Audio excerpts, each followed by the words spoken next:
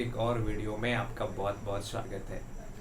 तो भारत के संविधान के भाग 5 के विषय में पढ़ रहे थे, संघ के विषय में पढ़ रहे थे। और जब हम संघ के विषय में पढ़ते हैं तो संघीय सरकार के जो 3 महत्वपूर्ण अंग हैं, कार्यपालिका, विधायिका और न्यायपालिका के विषय में पढ़ते हैं, जिसमें कि सबसे पहले हमने कार्यपालिका के विषय में पढ़ना शुरू किया था।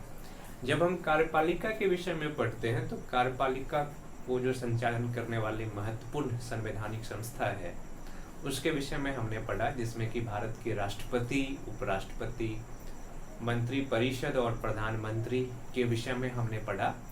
प्रधानमंत्री और उसके मंत्री परिषद के संबंध में हम पढ़ रहे थे। जब हम आर्टिकल 53 और आर्टिकल 74 को एक साथ मिला करके पढ़ते हैं तो हमें पता चलता है कि भले ही आर्टिकल 53 ये कहता है कि राष्ट्रपति कार्यपालिका के प्रमुख होते हैं और कार्यपालिका की सारी शक्ति उसमें निहित होता है, पर वास्तविकता ये है कि कार्यपालिका की शक्ति का संचालन राष्ट्रपति, प्रधानमंत्री के नेतृत्व वाले मंत्री परिषद के सलाह के अनुसार करता है। इसका मतलब ये हो गया कि राष्ट्रपति केवल और केवल संवैधानिक प्रमुख होता है, पर वास्तविक प्रमुख होते हैं कौन? भारत के प्रधानमंत्री, जो मंत्री परिषद के नेतृत्व भी करते हैं।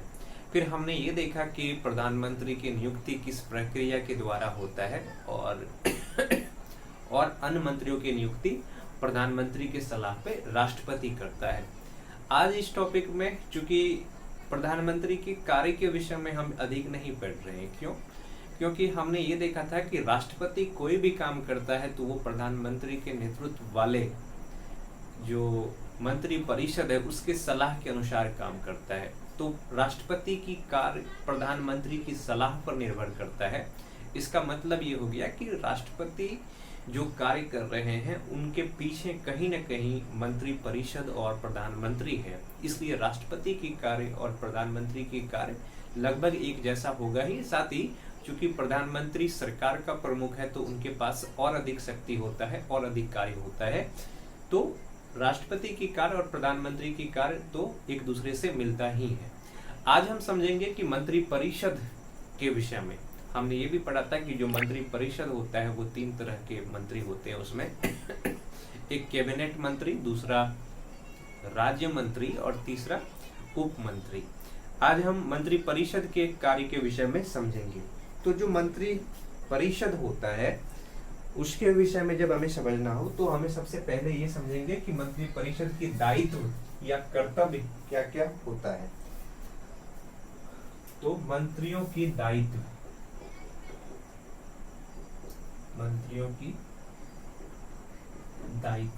Responsibilities of minister. जब हम मंत्रियों के दायित्व के विषय में पढ़ते हैं तो जो मंत्रियों का दायित्व होता है वो 2 दायित्व होता है। एक तो सामूहिक उत्तरदायित्व, कलेक्टिव रिस्पॉन्सिबिलिटी, और दूसरा व्यक्तिगत उत्तरदायित्व, पर्सनल रिस्पॉन्सिबिलिटी। तो आर्टिकल 75 जो हमारे संविधान का है उसके जो क्लॉज 3 है, आर्टिकल 75 के जो क्लॉज 3 है, इसमें सामूहिक उत्तरदायित्व के विषय में कहा गया है। सामूहिक उत्तरदायित्व यानी कि कलेक्टिव रिस्पॉन्सिबिलिटीज के विषय में कहा गया है। सामूहिक उत्तरदायित्व का मतलब ये हो गया कि मंत्री परिषद की जब बैठक होगा तो उस बैठक के दौरान भले ही कोई मंत्री सरकार के निर्णय से, सरकार के बातों से असहमत है, किंतु वो जनता के बीच जब रहेंगे या उस बैठक सरकार ने जो निर्णय लिया है वो निर्णय सभी मंत्रियों को मानना ही पड़ेगा। अगर कोई मंत्री सरकार के बातों से, सरकार के निर्णय से सहमत नहीं है तो वो अपना इस्तीफा दे सकता है, रिजाइन दे सकता है, पर सरकार की क्रिटिसिज्म नहीं कर सकता है, क्रिटिसाइज नहीं कर सकता है। क्योंकि इससे ये मैसेज जाएगा कि सरकार के अंदर जो मंत्री है उसके बीच क्या है, एकता नहीं है, उसके बीच सहमति नहीं है। और सरकार तब तक चलेगा जब तक उसको लोकसभा में बहुमत प्राप्त होगा। पर अगर कुछ मंत्री सरकार के फैसले का विरोध करेगा तो इससे यही मैसेज जाएगा कि सरकार के अंदर एकता नहीं है। इसका मतलब जो गवर्नमेंट चल रहा है, जो सरकार चल रहा है, उसका लोकसभा में अभी बहुमत नहीं है। इसलिए अगर कोई मंत्री सरकार के कार्यों से, निर्णयों से असहमत होता है तो वो मंत्री परिषद में इस असहमति की बैठक, जब मंत्री परिषद की जब बैठक होगा तो इस असहमति को जाहिर कर सकता है।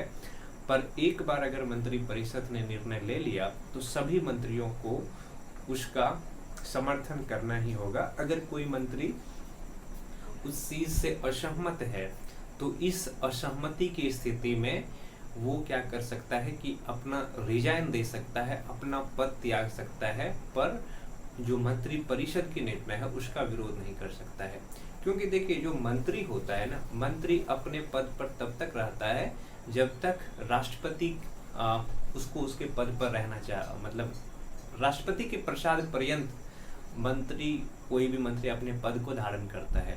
और राष्ट्रपति की प्रसाद पर्यंत कहने का मतलब कि प्रधानमंत्री की सलाह पर राष्ट्रपति जब चाहे किसी मंत्री से उसकी इस्तीफा मांग सकता है। अगर वो इस्तीफा नहीं देता है तो उसको उसके पद से हटा सकता है।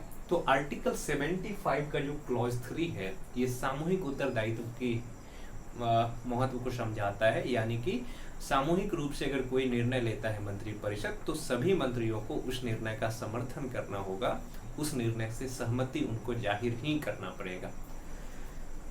जो आर्टिकल 75 का क्लॉज 2 है, ये आर्टिकल 75 का क्लॉज 3 था जिसमें सामूहिक उत्तरदायित्व की बात किया गया है। जो आर्टिकल 75 का क्लॉज 2 है, इसमें व्यक्तिगत उत्तरदायित्व के बारे में कहा गया है। आर्टिकल 75 का 2 इसमें व्यक्तिगत उत्तरदायित्व के विषय में कहा गया है। देखिए, जो मतलब मंत्री होता है, यह व्यक्तिगत रूप से कार्यपालिका के प्रधान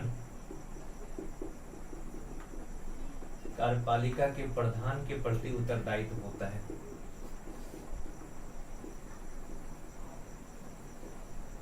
कार्यपालिका के प्रधान के प्रति उत्तरदायित्व होता है। और कार्यपालिका के प्रधान कौन होते हैं? राष्ट्रपति होते हैं। व्यक्तिगत उत्तरदायित्व का मतलब कि कोई भी मंत्री का पद तब तक बना रहेगा जब तक कार्यपालिका के प्रधान चाहते हैं कि वो अपने पद पर बने रहें। नहीं तो राष्ट्रपति को ये शक्ति मिला हुआ है कि वो प्रधानमंत्री की सलाह पर किसी भी मंत्री को उनके पद से इस्तीफा मांग सकता है। और अगर वो इस्तीफा नहीं देता है तो मतलब राष्ट्रपति को ये शक्ति है कि उस मंत्री को वो बर्खास्त कर दे। तो इसके साथ ही हमने ये समझ लिया कि जो मंत्री परिषद होता है उसका 2 तरह की उत्तरदायित्व होता है। पहला, व्यक्तिगत उत्तरदायित्व, और व्यक्तिगत रूप से मंत्री परिषद किसके प्रति उत्तरदायित्व होता है? तो राष्ट्रपति के प्रति। क्योंकि राष्ट्रपति ही उनका नियुक्ति करता है, भले ही प्रधानमंत्री की सलाह पे करता है। पर सामूहिक उत्तरदायित्व की बात किया जाता है आर्टिकल 75 के क्लॉज 3 में। और सामूहिक रूप से उत्तरदायित्व इसका किसके प्रति होता है? विधायिका के प्रति। क्योंकि अगर सामूहिक रूप उत्तरदायित्व नहीं दिखाएगा तो इसका मतलब ये हो गया कि सरकार को विधायिका में बहुमत प्राप्त नहीं है। ऐसे स्थिति में सरकार को इस्तीफा देना पड़ेगा। लोकसभा में अगर विधेयक नहीं बहुमत नहीं होगा तो सरकार को अपना इस्तीफा देना पड़ेगा।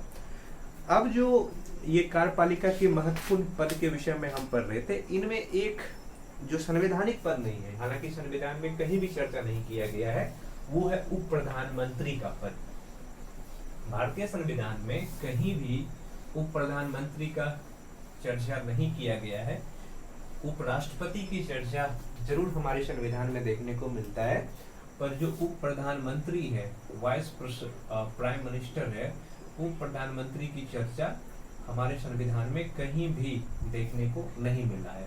संविधान में चर्चा नहीं मिला इसका, संविधान में चर्चा नहीं, यानी कि कहीं भी संविधान में उप प्रधानमंत्री के विषय में चर्चा नहीं किया गया है। ये पद केवल और केवल राजनैतिक उद्देश्य के लिए बनाया गया है। देखिए, ये जो पद किस स्थिति में जरूरी हो जाता है, उप प्रधानमंत्री का पद, तो भारत में सरकार यानी कि संघीय सरकार उस पार्टी की, राजनीतिक पार्टी की बनती है जिसका लोकसभा में बहुमत होता है। और अगर बहुमत नहीं हुआ तो ऐसी स्थिति में दो या दो से अधिक राजनीतिक पार्टी आपस में गठबंधन बनाते हैं और गठबंधन की सरकार बनती है। ऐसे स्थिति में अगर एक नेता भारत के प्रधानमंत्री के रूप में नियुक्त होता है और कोई ऐसा नेता है जो बहुत शक्तिशाली है, जिसका राजनीतिक दबदबा है, ऐसे स्थिति में उस नेता को उप प्रधानमंत्री के रूप में नियुक्त किया जाता है। हालांकि उप प्रधानमंत्री के रूप में नियुक्त किया जाना और नहीं किया जाना ये कोई संवैधानिक विषय नहीं है, क्योंकि उप प्रधानमंत्री के विषय में संविधान में कहीं चर्चा है ही नहीं। पर राजनीतिक उद्देश्य की पूर्ति के लिए उप प्रधानमंत्री का नियुक्त किया जाता है। अगर हम अभी तक देखें कि कौन कौन व्यक्ति भारत के उप प्रधानमंत्री बने हैं, तो सबसे पहले जब देश आजाद हुआ था तो जो हमारे देश के प्रथम प्रधानमंत्री थे पंडित जवाहरलाल नेहरू। पंडित जवाहरलाल नेहरू के बाद जो उप प्रधानमंत्री बने थे वो थे पटेल, सरदार पटेल उस समय उप प्रधानमंत्री बने थे। और इस तरह से भारतीय इतिहास में आजादी के बाद अभी तक 6 बार उप प्रधानमंत्री की नियुक्ति हुआ है। और सबसे लास्ट बार अगर हम देखें तो जो अटल बिहारी वाजपेयी जब भारत के प्रधानमंत्री थे तो लाल कृष्ण आडवाणी को भारत का उप प्रधानमंत्री नियुक्त किया गया था। तो उप प्रधानमंत्री का पद संवैधानिक पद नहीं होकर के एक राजनीतिक उद्देश्य की पूर्ति करने के लिए एक बनाया गया पद है, जिस पर देश के आजादी के बाद 6 बार उप प्रधानमंत्री की नियुक्ति किया गया है, जिनमें सबसे अंतिम बार किसको बनाया गया तो लाल कृष्ण आडवाणी को अटल बिहारी वाजपेयी के शासनकाल में। तो जब हम संघीय कार्यपालिका पढ़ रहे थे तो इसमें हमने किन किन चीजों के बारे में पढ़ा, एक तो राष्ट्रपति, उपराष्ट्रपति, प्रधानमंत्री और उसके मंत्रिपरिषद, और सबसे अंतिम topic attorney general of India, भारत के महान्यायवादी। आइए अब समझते हैं भारत के महान्यायवादी।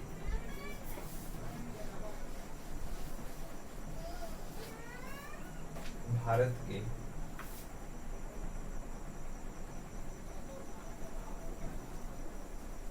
महान्यायवादी, अटॉर्नी जनरल ऑफ इंडिया, भारत के महान्यायवादी।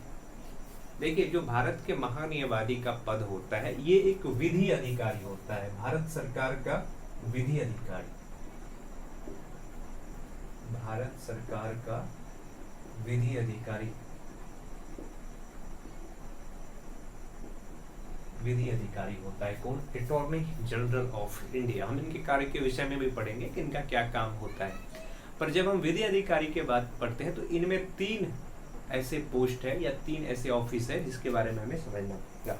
एक तो भारत का महान्यायवादी हो ही गया, इसके साथ साथ एक और पद जो आता है जिसको कहते हैं भारत का महाधिवक्ता, भारत का महाधिवक्ता, एडवोकेट जनरल ऑफ इंडिया। और एक और जो पद होता है भारत का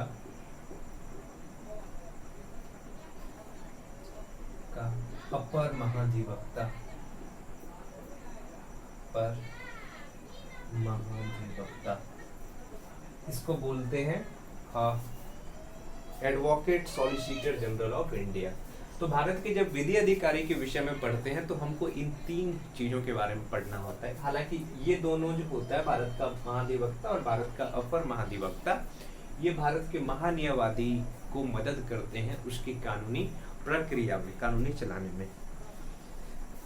अब इनसे संबंधित अगर हम आर्टिकल के बारे में बात करें विधि अधिकारी से संबंधित, तो एक आर्टिकल आता है 76, आर्टिकल 76। आर्टिकल 76 में जो विधि अधिकारी होता है इसके सेवा शर्त, वेतन एवं कार्य के विषय में चर्चा किया गया है। किस आर्टिकल में, तो आर्टिकल जो 76 है, अनुच्छेद 76 है उसके विषय में। आर्टिकल 76 में भारत के जो विधि अधिकारी है जिसको भारत का महान्यायवादी कहते हैं, हालांकि इसमें 2 अन्य अधिकारी होते हैं, एक भारत का महाधिवक्ता, दूसरा अपर महाधिवक्ता। इन सब के कार्यों, वेतन और सेवा शर्त के विषय में किसमें चर्चा किया गया है, तो आर्टिकल 76 में, अनुच्छेद 76 में चर्चा किया गया है। अब इनके योग्यताएं के विषय में पढ़ते हैं कि इनके पास क्या क्या योग्यता होना चाहिए किसी व्यक्ति में, तब जाकर के उसे भारत के विधि अधिकारी के रूप में नियुक्त किया जाएगा। तो आइए समझते हैं योग्यताएं।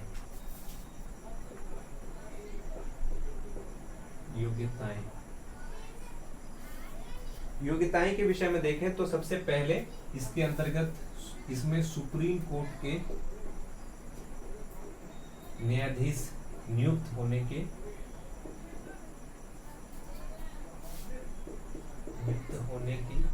योग्यता होना चाहिए।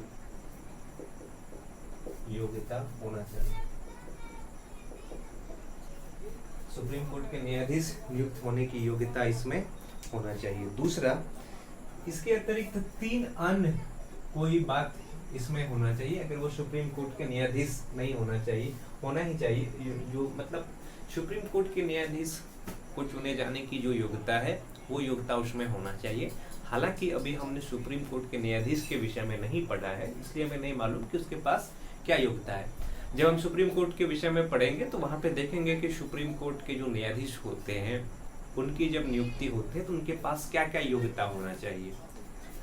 पर अभी हमें चूंकि नहीं मालूम है, तो अभी इतनी बात ध्यान में रखिए कि जो भारत का महान्यायवादी है, अटॉर्नी जनरल ऑफ इंडिया है, उनकी नियुक्ति जब होगी तो उसके अंदर भारत के सुप्रीम कोर्ट के न्यायाधीश बनने की योग्यता होना ही चाहिए। इसके अतिरिक्त 3 अन्य बातों को भी ध्यान में रखना चाहिए। उनमें से एक कि वो कम से कम 5 वर्ष तक न्यायाधीश के रूप में सुप्रीम कोर्ट में अपना सेवा दिया हो, या अगर सुप्रीम कोर्ट में नहीं तो हाई कोर्ट में कम से कम वो 10 वर्ष तक अपना सेवा दिया हो। और तीसरा कंडीशन कि मतलब जो राष्ट्रपति के नजर में वो विधि के ज्ञाता होना चाहिए, उसको भारतीय संविधान की अच्छी जानकारी होना चाहिए, तभी किसी व्यक्ति को भारत के महाधिवक्ता या महान्यायवादी के रूप में नियुक्त किया जा सकता है।